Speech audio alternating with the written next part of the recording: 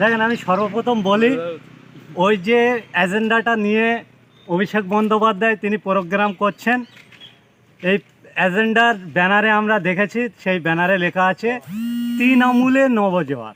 3 আমূলের নবজোয়ার নয়, 3 আমূলে নবজোয়ার।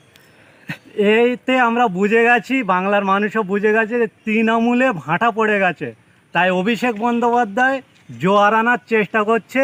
সে জোয়ার আনার চেষ্টায় যিনি যেখানে যেখানে যাচ্ছেন, তানার থেকে শুরু করে তানার দলের একাধিক মন্ত্রী এবং এমএলএদেরকে মানুষকে চোর বলে আখ্যা দিয়ে তাড়াতে দেখতে পেরেছি। জোয়ার কতটা আনছে আমরা সেটা দেখছি না তো, কিন্তু বর্তমান পরিস্থিতিতে আমরা দেখছি অভিষেক বন্দ্যোপাধ্যায়কে কেউ কনভয়ে ইট মারছে, কোনো জায়গায় দেখাচ্ছে নিজে একটা ভোট ক্যাম্পিং করেছিল যে পঞ্চায়েতের স্বচ্ছ পঞ্চায়েত গড়ার জন্য, তানারই সামনে ব্যালট চুরি হয়ে গেছে।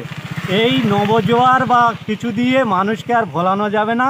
আগে খেলার মেলা দিয়ে ভোলাতে চেয়েছিল, এখন নিজে সিবিআইয়ের থেকে সেফ থাকার জন্য এমন একটা প্রকল্প বেছে নিয়েছে বলে আমি মনে করি। রাজনীতি একটা এমন একটা প্ল্যাটফর্ম যেখানে রাজ্য স্তরের তিনি নেতা, তিনি সব জায়গায় যেতে পারে।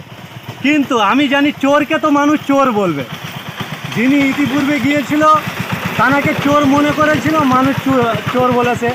আবার যদি ওই সাধারণ মানুষ যারা ফুরফুরাগামী আশেপাশের যত মানুষ আছে, তারা যদি মনে করে ওই চোরের নেতা এসছে বড় চোর, তাহলে আবার চোর সুর যেতে পারে বলে আমি মনে করি। কিন্তু এসব নোংরা রাজনীতিকে আমি বিশ্বাস করি না। ইন্ডিয়ান সেকুলার ফ্রন্ট সর্বোপরি সার্বিক মানুষের কথা নিয়ে তিনি আওয়াজ তোলেন, মানুষের উন্নয়নের কথা বলেন।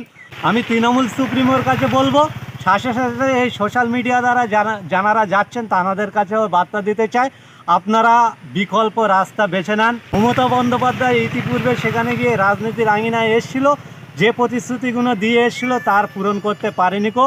আবারও আপনি ওইখানে আপনার ভাইপোকে পাঠাচ্ছেন। আপনার ভাইপো যদি কোনো প্রতিশ্রুতি দেয়, বাংলার মানুষ এটা সহজে মেনে নেবে বলে আমি মনে করছি।